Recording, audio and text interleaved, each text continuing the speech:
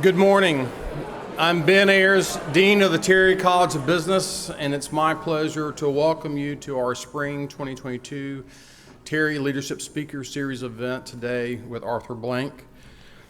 He is a great friend of the University of Georgia and the Terry College of Business. Recently had the opportunity to read his book, Good Company, which really resonated with me, especially in my role as Dean. And throughout the book, there's a question that's posed, and I think it's a question that many of our students face while they're in school and after school, definitely.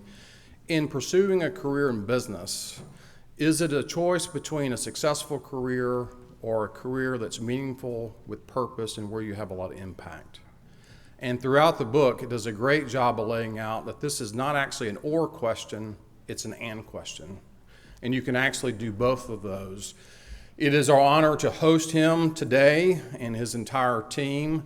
In addition to having Arthur Blank here, we also have Steve Cannon, who's the CEO of AMB Sports Entertainment. David Homerick is here as well.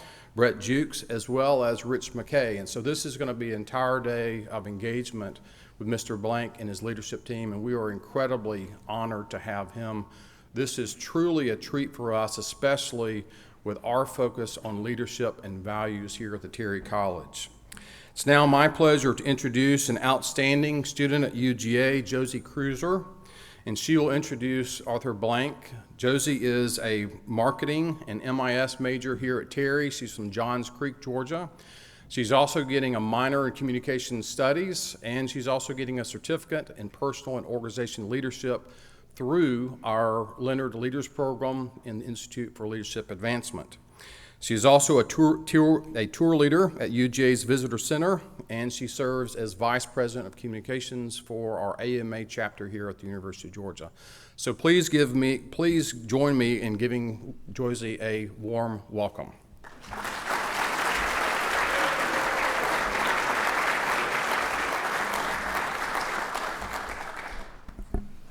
Good afternoon, and welcome to the Terry Leadership Speaker Series. My name is Josie Cruiser, and as Dean Ayers mentioned, I am a junior Leonard Leadership Scholar with the Institute for Leadership Advancement, studying Marketing and Management Information Systems.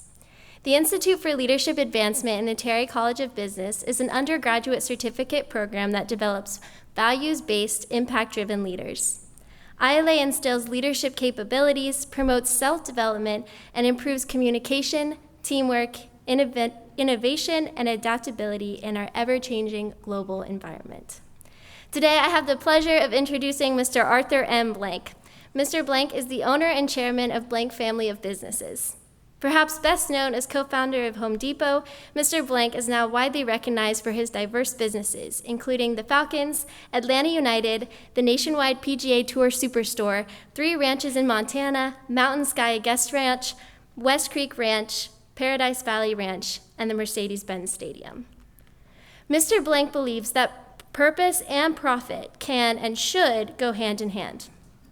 Together with co-founder Bernie Marcus, Mr. Blank built the Home Depot into a $50 billion company, the world's leading improvement retailer. Even when opening a new store every 42 hours, they never lost sight of their commitment to care for their people and for their communities. As a result of this commitment, in 2001, the Home Depot was voted America's most socially responsible company.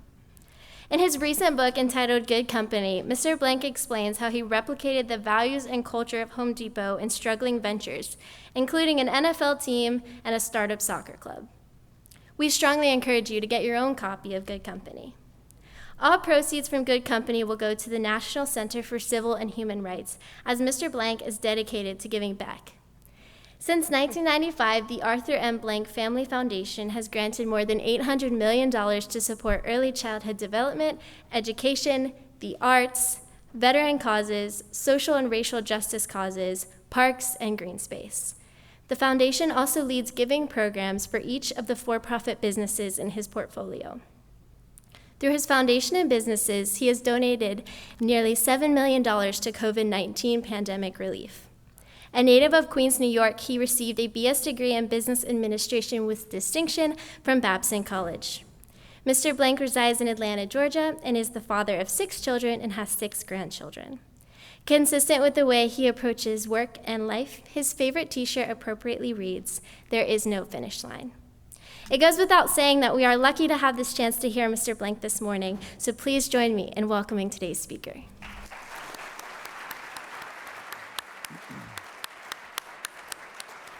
Thank you. That was great. Thank you. Thank you so much for that. That was great. Thank you. Thank you. Thank you, Josie. Good morning, everyone. My name is Aniket Narayanan, and I'm a junior Leonard Leadership Scholar studying Management Information Systems, Finance, and International Business with a minor in Computer Science. I'm looking forward today to facilitate the discussion with Mr. Arthur M. Blank. Thank you for being here today. It's an honor to have you. It's great to be back on campus and great to have my colleagues here with me as well, and they're happy to be out of the office as I am. So, Fantastic. So the first question I have to you is, first of all, how about them dogs? How about them dogs? Yeah, how about them dogs? Yeah. But actually, as Josie mentioned, your favorite quote on a Jerry, t-shirt. you should be still clapping. How about them dogs? How about the dogs? Yeah. So as Josie mentioned, your favorite quote on a shirt reads, "There is no finish line." That's a very impactful quote, but before we get into some of the other questions, can you explain what that phrase personally means to you, and what advice would you give to a group of college kids like us? Well, I mean, what it means to me is that I think it's really the story of life and the journey that we're all on, whether it be from a business standpoint or a personal standpoint. I think that we're all a work in progress, and we all spend time figuring out, how to get up every day and have a life that has more meaning and more substance to it, both personally and professionally, and we do that really throughout our lives. And I also think if you just look at the Super Bowl, we just finished on Sunday, I'm sure the Rams today are trying to figure out, and how do they get back there again next year. So they'll take 24 hours, maybe 48 hours, I doubt a whole week, and celebrate their success, but same time, they're going to, get up tomorrow and start thinking about, what happens to this player, this player, this player, and how do we replace them.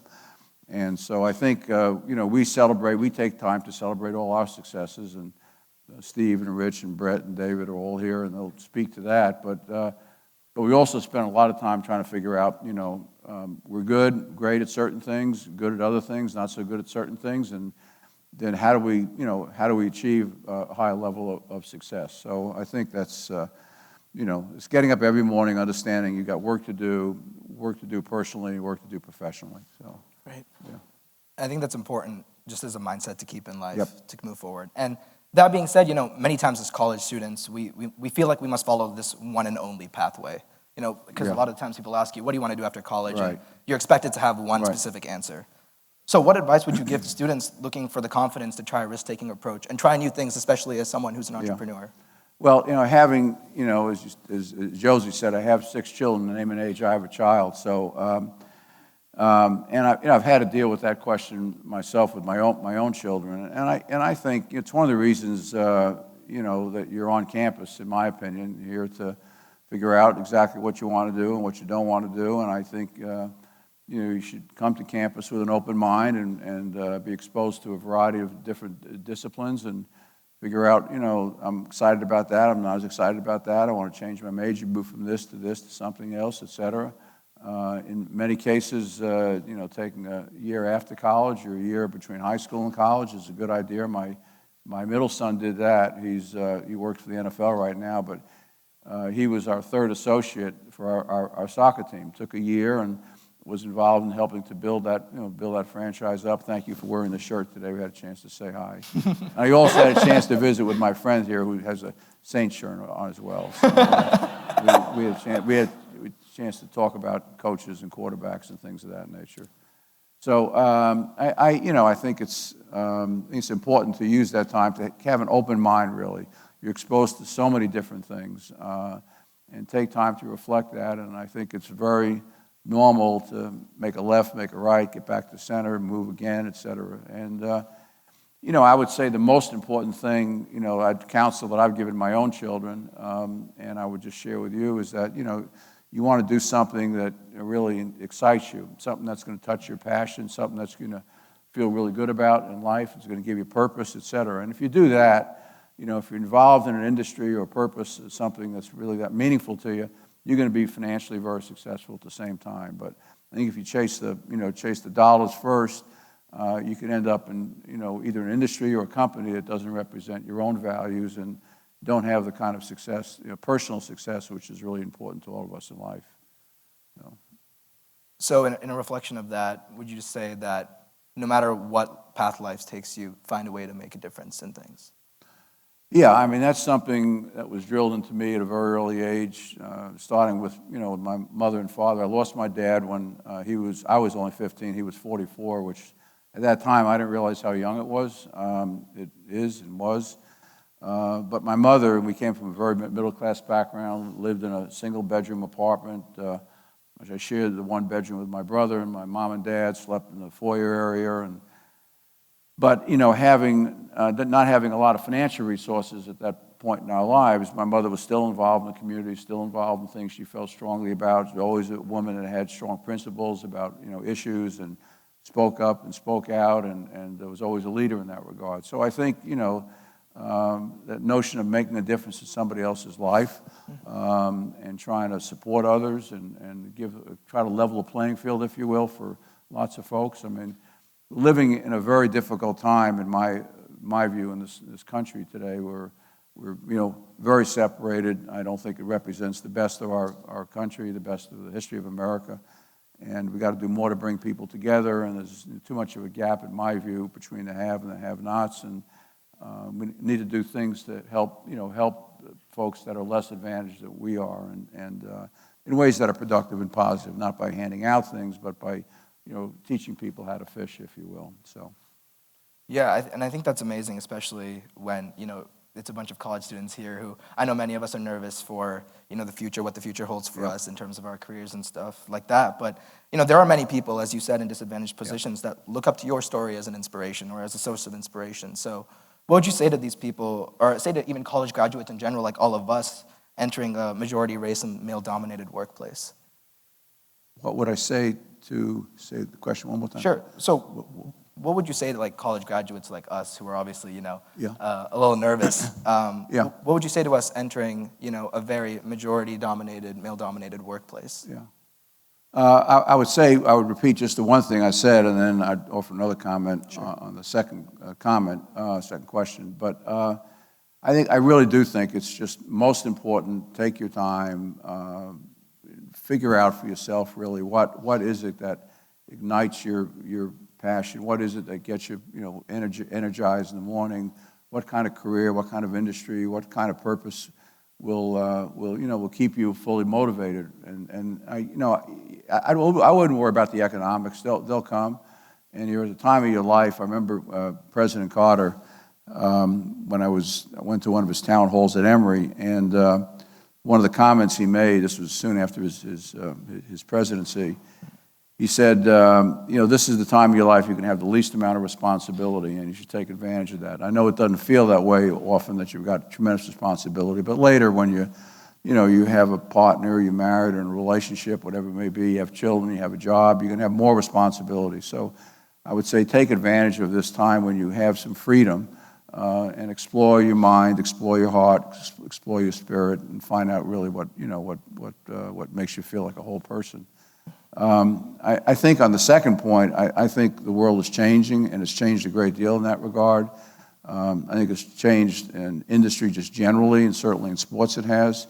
It's not where it needs to be, but it's certainly made a lot of progress. I think, in the workplace today, for instance, I'll use the NFL as an example. This last year in 2021, the NFL hired more women. The league office is about 1,100 folks. They hired more women than they did men. About 56%, I think, women. About 45% of the total number of folks hired in the league office were minorities. So, I think the world is changing in that regard. It doesn't mean we don't have work to do. I'm sure you've all read about the lack of success that we've had at the NFL about minority head coaches, and that is an issue. We've done a good job in filling the pipelines in a variety of positions, both at the front office, the marketing area, and in football and operations and personnel.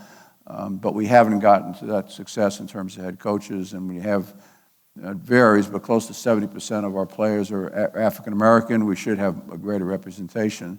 Out of 32 teams, we have 3, I think now, Rich, isn't that? We have three 3 that are, that are black head coaches today. So that number needs to get better, and we're working on that. I was on the phone last night and have meetings tomorrow on it, et cetera. So we're working very hard on those issues. And we're going to re-examine all the pieces of the puzzle, take them all apart, examine them all, bring in some folks from the outside who've had a little more success than we've had in that area, and figure out how do we put this thing back together again to make sure that, in terms of head coaches, if you will, we have a greater representation than we currently do.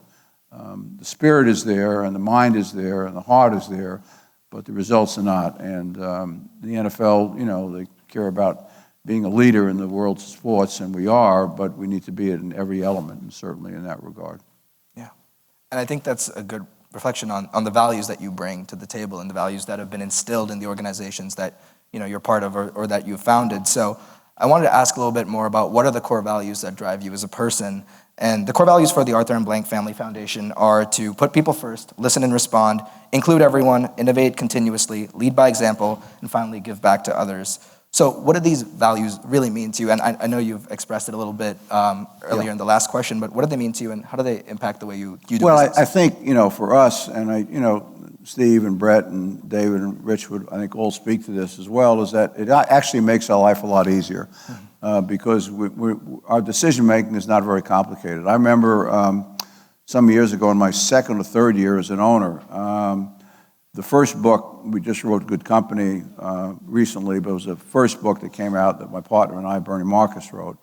And one of the national writers at one of the press conferences stood up and said, I couldn't figure out why you were doing the things you were doing for the first couple of years. I've read this book and I understand it all completely now. So, those core values that you described, thank you for reading them, really drive all of our decision making. So our decision making, our framework is not like, how do we maximize our revenue, or how do we limit this, or how do we maximize that, or whatever it may be. It's really, how do we take care of the people that we serve, which is fans and customers and get guests, depending on the business we're in. The one thing Josie missed, we have a 4th guest ranch, which is being developed. So other than that, she was near perfect. She was perfect. How do we take care of the people and we're in the service business? So all of our businesses are alike in that regard. How do we make sure that guest, that fan, is at the very top of our totem pole, if you will? It's that reverse triangle where, people like myself and Steve and Brett and David and Rich are at the bottom. We are servant leaders, but we're there to support the people on the very top of the people that we serve. And we primarily do it, we service them, with our associates. So our associates, you can argue whether the people we serve are the most important or the associates. I used to have that debate with my partner, Bernie Marcus, and we would do it kind of, tongue in cheek, but I would always say that it starts with our associates, because if our associates don't care about who they're serving, whether it be in a ranch environment or a stadium environment, or even as a great grantee of our foundation, or whatever it may be, or the people that our foundation serve beyond the grantees, the individuals and the causes that we're involved in, they're the ones that really make everything really come to life. And they're the ones that have to carry the culture that you described in those values. Those are people that really make a huge difference to us. So we spend a lot of time on hiring the right people, making sure they understand what our values are. All of our decision-making is driven by those values. It's not complicated. This writer, I didn't finish the story, press conference stood up and said, now I understand you. I have the book here. I've read it. I understand why you make the decisions that you do. So our decision-making is not very complicated. It just means that we have to do it with intensity, have to do it with purpose, and we can't compromise. It means you have to stay those courses and do the right things for the right reasons, and we'll be rewarded appropriately financially. But it's not based on numbers first. It's based on behavior first, by far. And so those values, you would say, have been your biggest driving factors in your life, personally and professionally. Yeah, and I think that many companies have some versions of that, and they'll put it up on a bulletin board, staple it there, pin it there, whatever it may be, and they tell our associates to read it, et cetera, but they don't live it. And I think the difference in all of our businesses is that we live these values. I mean, we try to demonstrate them every single day, and we look for ways that we can demonstrate them every single day.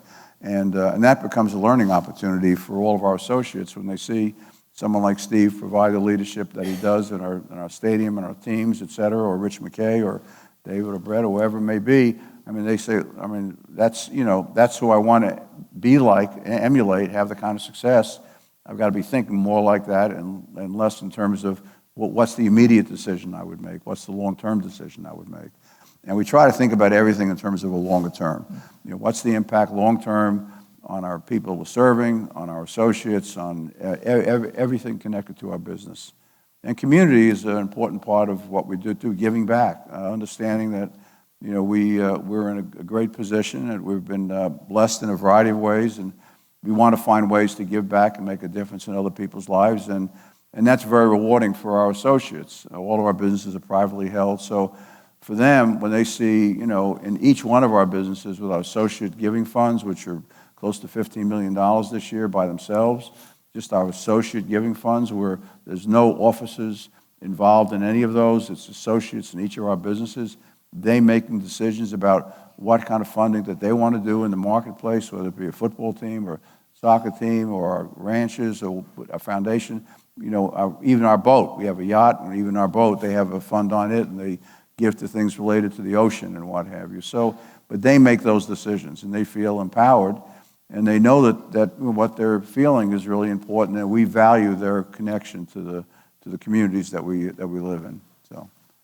And it's great. You talked a lot about giving back. And as Josie mentioned earlier in her introduction, that's something very close, near, dear to your heart. And as you know, all proceeds from the book Good Company go to the National Center for Civil and Human Rights.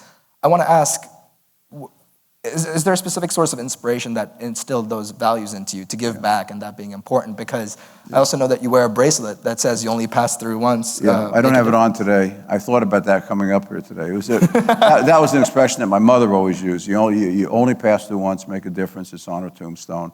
She lived to be 3 months short of 100 years old. So, you know, it's a good reminder.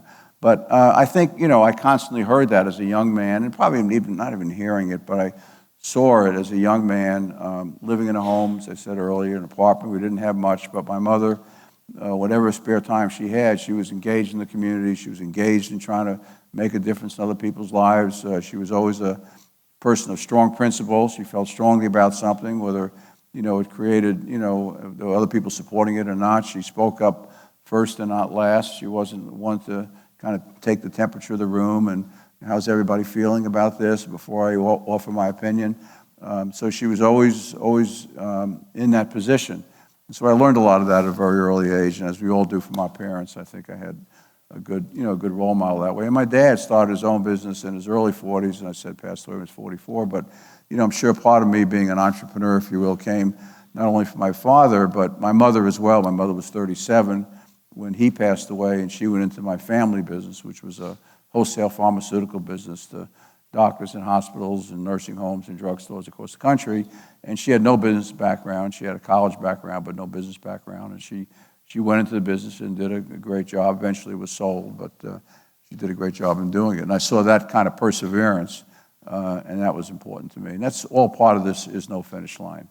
The only thing that my oldest daughter would say to me about there is no finish line, sometimes she's, Dad, you know, I mean, I love it. I get the expression, and I always think of that when I was running a good bit. Rich McKay is our leader runner now in our senior group, and I used to be, and I can't run anymore with bone on bone in my left knee, but I try to walk and do some other stuff. But you know, the notion of always putting 1 foot forward and always put 1 foot forward and just not stopping, But part of that also is that at some point in your life, you know, you need to take time, and I've learned that from people like Deepak Chopra, who's a good friend, like Jay Shetty, who is a social media, you know, all over the place kind of guy. And you know, it's important to take time for yourself and take time to reflect and take time to find, you know, inner spirit. And so it's that balance between mind and body and spirit. I think that is a really good place for all of us to be at whatever age you're at. And I think that's something we all try to do is try to find that balance. Yeah, and it's not easy. Yeah, and it is like easier said than done for I think all of us can attest to that. Yeah. But what would you say, like, what is your kind of program to find a balance in your life to kind of keep your mental, emotional, and physical state like all in a healthy level?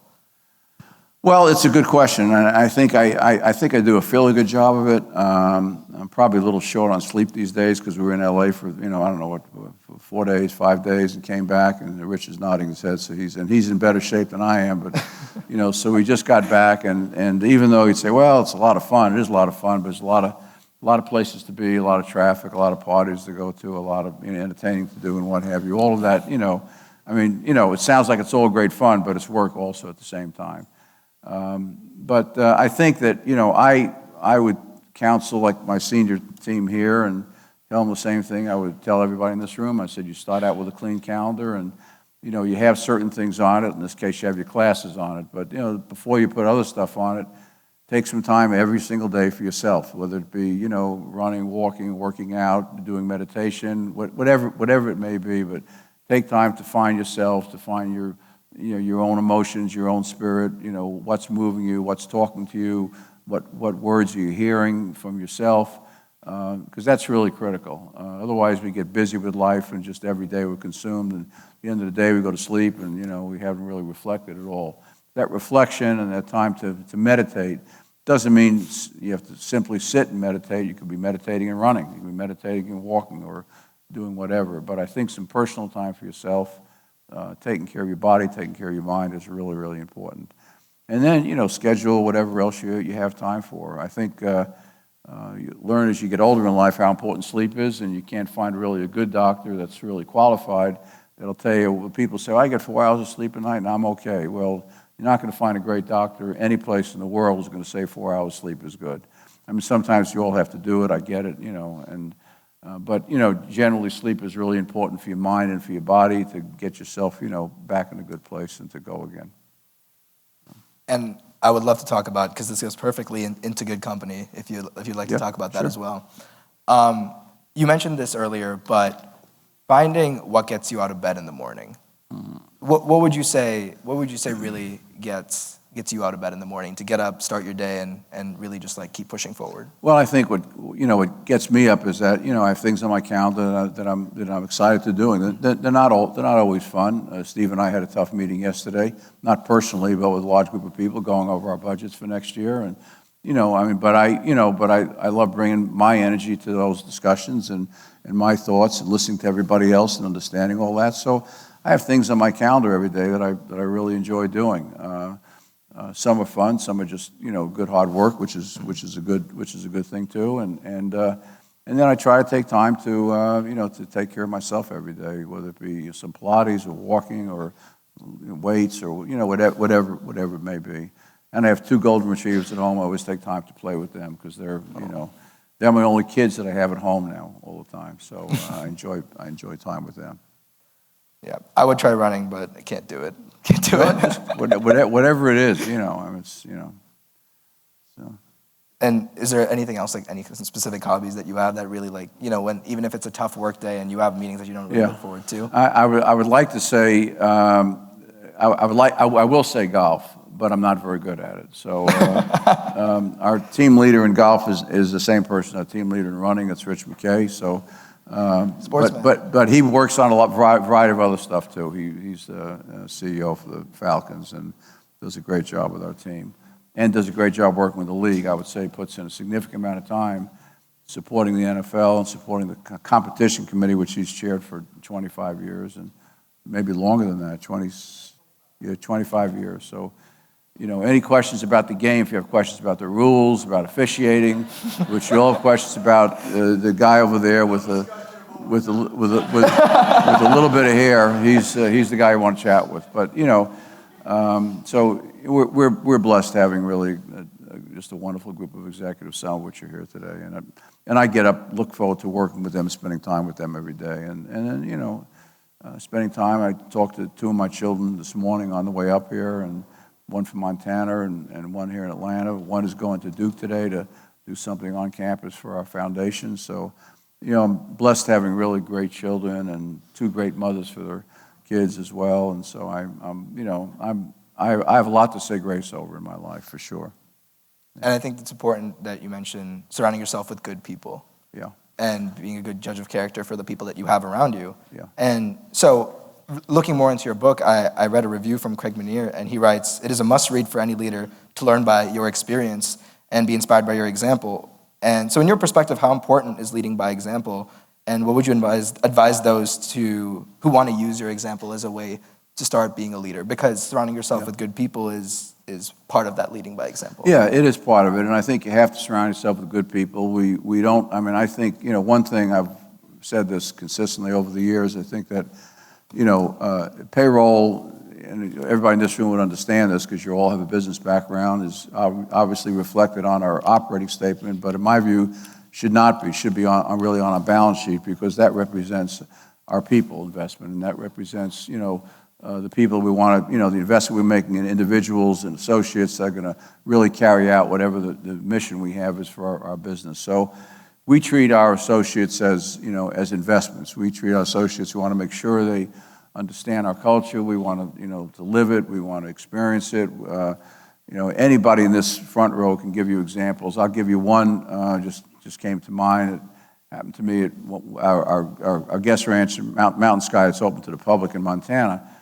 2 years ago, I was sitting in the bar and just, visiting with some guests and what have you, and I heard somebody say, well, the commode, it doesn't work, and it's clogged up, et cetera. So I didn't grab an associate. I went to the bathroom and took a plunger and fixed it myself, and I found that there was another one that was used by our associates that was also clogged up, so I went and fixed that one. Well, I just did it quietly and took care of it, and the next day people said, do you know that, the owner of the ranch was fixing toilets last night? So, I mean, it's not like something that we do and to take a snapshot in a picture and talk about it. It's just we do it, Steve has this program called Walk in My Shoes, which he does at the stadium, and he's been back there serving food to our guests in the building, and finding out why do half the French fries fall out when they slide down the chute. Well, because they're not designed properly, so he made some changes in that. But I mean,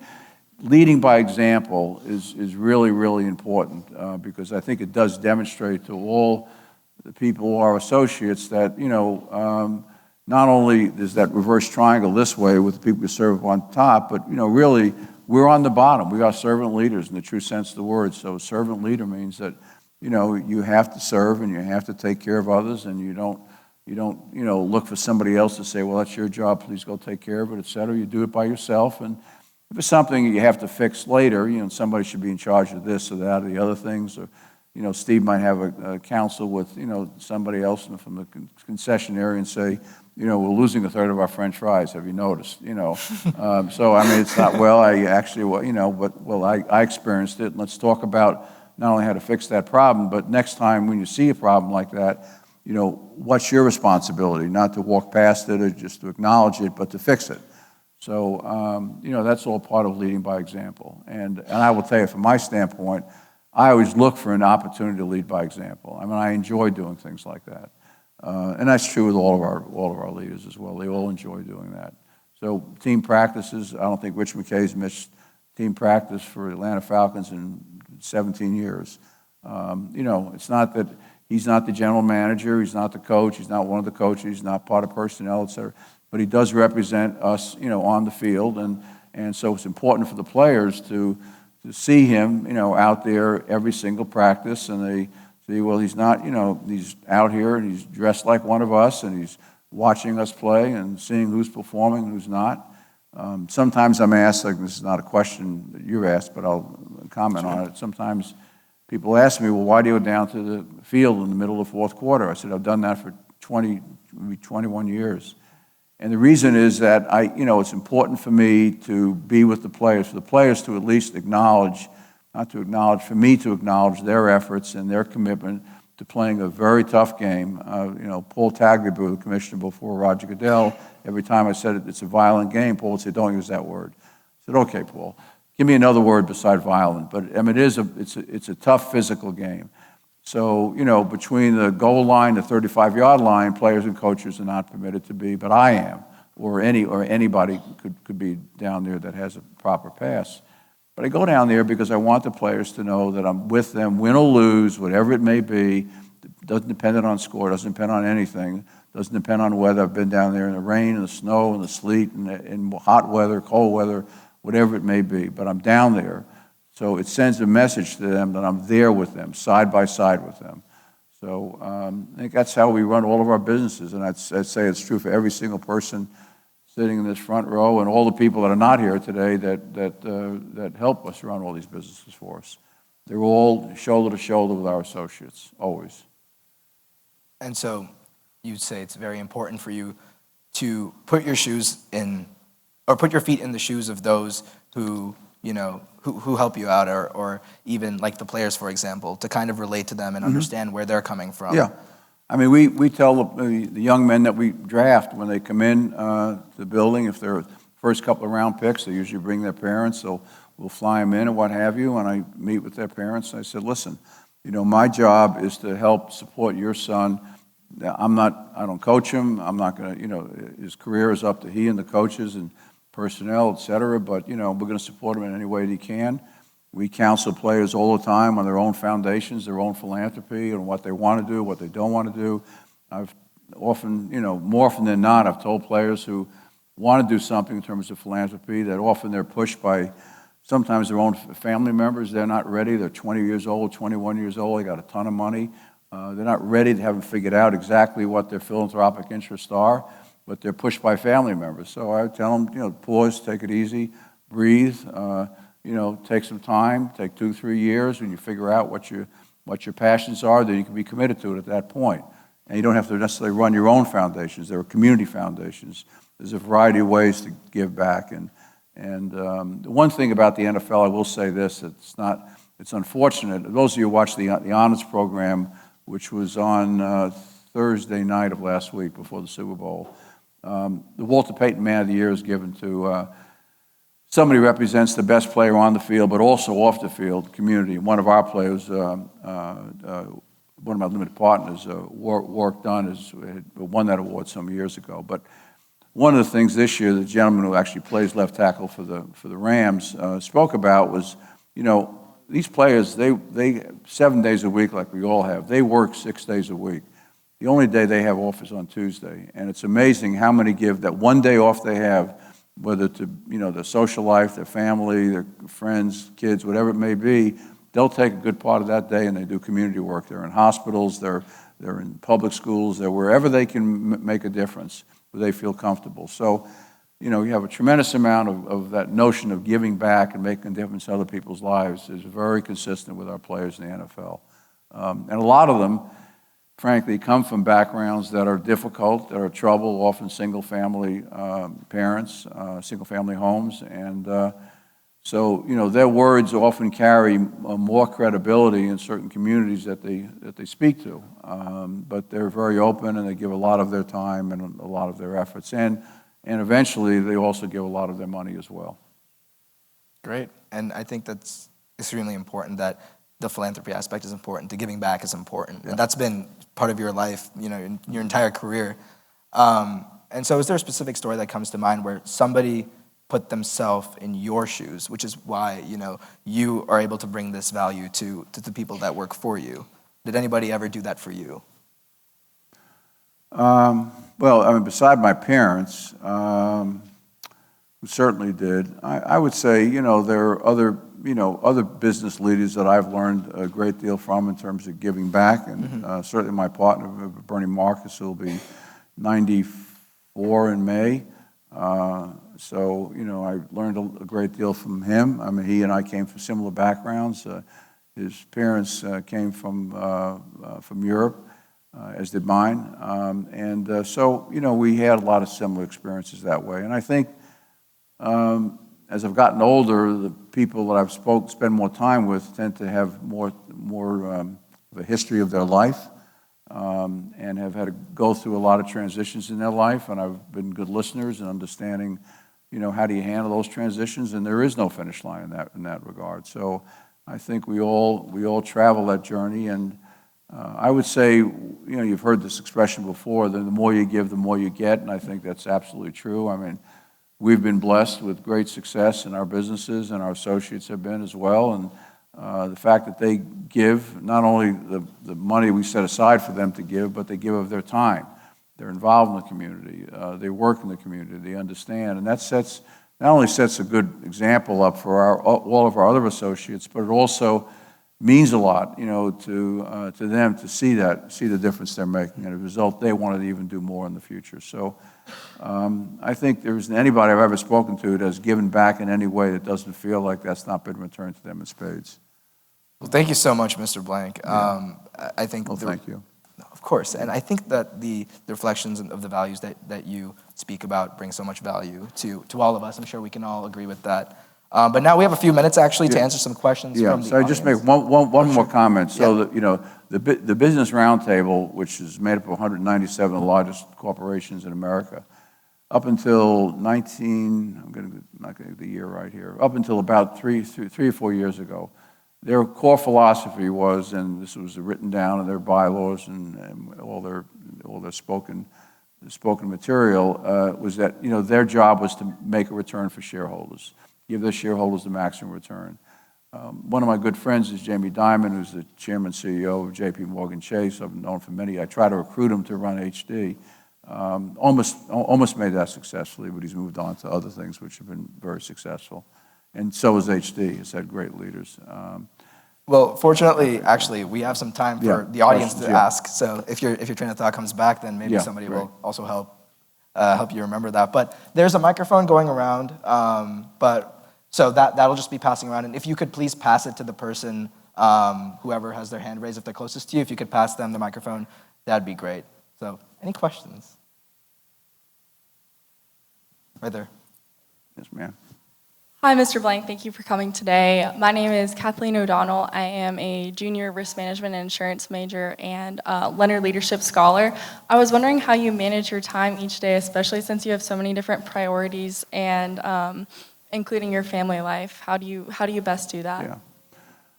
Well, I had a therapist tell me many years ago. He said, if you can't refuel your own tank, think of it as a car. If you can't refuel yourself, then you're not going to be able to refuel others. So I think it's in whatever way that is important for you, whatever way you get, your energy back into you, whether it's, through exercise, through spirit, through meditation, through meaning, family connections, whatever way that is, you need to take time, if not every day, but almost every day, to make sure you're taking care of yourself holistically.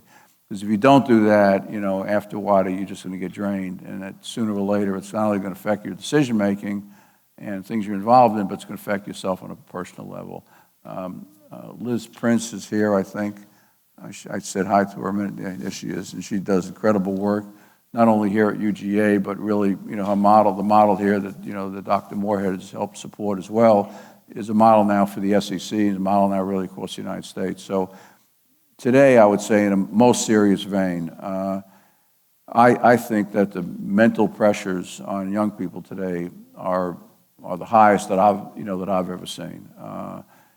And I'm not, I'll be 80 in September, but I'm not 180. But I mean, just speaking during my lifespan, I think, social media, dealing with the pandemic, dealing with the issues of jobs and security, and just all the pressures that we see around us today are reflected, I think, in support and work that people like Liz are doing incredible jobs with. And I think that young folks today need to reach out more openly and support each other. You see these ads on television, and I can't remember who's even sponsoring them, where young people are asking each other, "Are you okay today?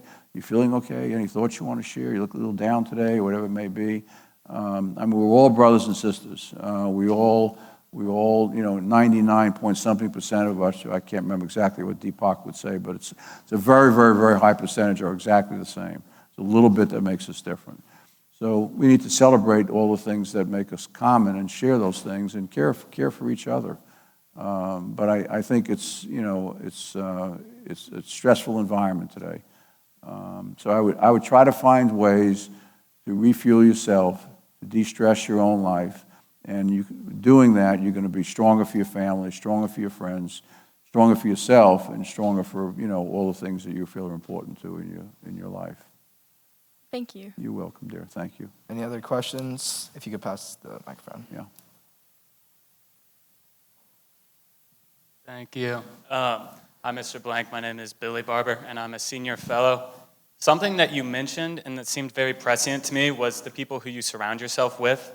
Something I'm wondering is, what is your decision calculus whenever you're choosing the people who you're around? Yeah, I think that's a great question. I will tell you just a very brief story because I think it answers your question. But in September of '81, we went public at Home Depot. And I had a visitor who was then the leading partner for Goldman Sachs on the retail side. His name was Joe Ellis. He came to have lunch with me. And he said, you know, we studied your stores. You only had 4 stores in Atlanta. Today, HD has 2,200 stores in all North America. And he said, we studied your stores, and, you know, they're very successful, and now we have the numbers, they're incredible, et cetera. And, you know, he said, but you understand that your culture in Atlanta is unique. And when you go to South Florida, which is where we announced our next series of stores are going to be, you're not going to be as successful because that culture was something that you can't really move to another city that far away. You know, the founders are all involved in our business, all involved in our stores, all going from store to store and reinforcing the right behavior. So I was a young man, and I was 37 or 38, maybe 39 at the time. So I just, was like, hearing that from, it was almost like the gospel, I said, woo, Joe Ellis told me that. Gosh, not at all. So I didn't say anything to my partner, Bernie. I thought about it for a couple of weeks, and I went to see him. I said, Bernie, a couple of weeks ago I had lunch with Joe Ellis. And he said to me, you guys are incredibly successful in Atlanta, but you will not be able to take, this model and move it, to another part of the United States, throughout the United States, and maybe the world even. So I said, my only answer to that, and that's I was thinking about for a couple of weeks, is that we have to make sure this culture, not necessarily the way that we actually, stock shelves or price merchandise it or market it, or all of those things were not unimportant. They were important too, but unless we have the right associates that, in our term, was what they bled orange. Here in Georgia, they'd have to bleed red, I guess, right, Jerry? Is that right? Red and black or whatever, like the Jerry's tie, so it'd be red and black, I guess. So whatever it would be, but at HD, it had to be orange. It's orange-blooded philosophy, almost like a cult, if you will. So, what we did was that, from that point forward, anybody who's an assistant manager or up, store manager, district manager, merchant, regional merchandising, whoever it was above that level, not just salespeople, but above that level, if they didn't embody the culture and if they didn't live the culture, in other words, if we could not see the culture in their behavior, we didn't ask them to read, as this young man did, our core values. We asked them to live them. And if we didn't see that, we couldn't see that they demonstrated that by living them, actually, and they believed in them, then they would never get promoted. So it didn't make a difference how good an operator they were or how good they were at merchandising or as an expense person, whatever it may be. They could be really good at it technically, but unless they got our culture, believed in our culture, lived our culture, and were an ambassador for our culture and had to demonstrate that every single day, they never got promoted.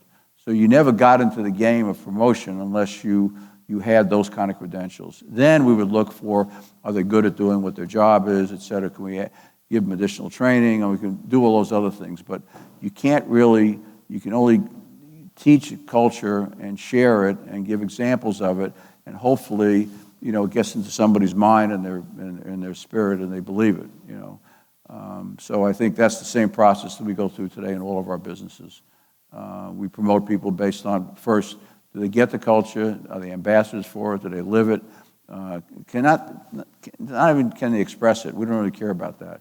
But do they live it? Can they express it in their behavior? If they do that, then they have, a way to move ahead with us.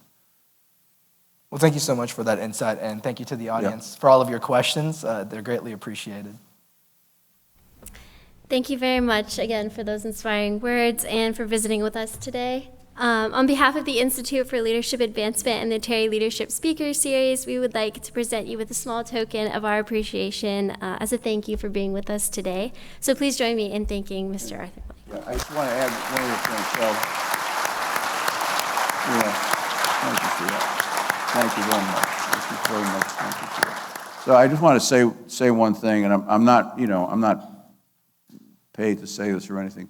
I think the only one, I think, David, you obviously went to UGA. I don't think anybody else here did. But, so we're really here today, not because this is a convenient drive, but I really want to, but I really want to compliment, Jerry and the whole faculty here and the whole university. I mean, we are very proud to be connected to the University of Georgia. I mean, there's a lot of other great universities, that we have some relationship with, but I would say none as close to us and as dear to us as what's happened here at UGA. Not just on the football field, but I think that's, but that's symbolic, really. You might say, well, what does that mean? Well, it means that, there is no finish line. You constantly strive. You have a great head coach who we know personally is a great leader and a great leader of men. But that kind of leadership is symbolic of what we see around the UGA campus in every way and every discipline. So we're always happy to be here because we learn as much as we share. We learn as well. We're looking forward to a day of listening to young bright minds and asking good questions and sharing their thoughts and our thoughts, et cetera. So I really want to thank you, Jerry, for giving us an opportunity to do that and providing the leadership with many, many other people here on campus. So, much like yourself, I'm dependent on everybody else, and I know you feel the same way as well. But I did want to acknowledge that and say it's an incredible university, and you have so much to be proud of. And you all are blessed really being here and have a great experience and get the most out of it you can, because I think what President Carter did say is true, that as you get on in life, you're going to have more responsibilities. It may not feel that way at the moment, but it's true. So enjoy your college experiences in every sense of the word. So thank you so much for having me today.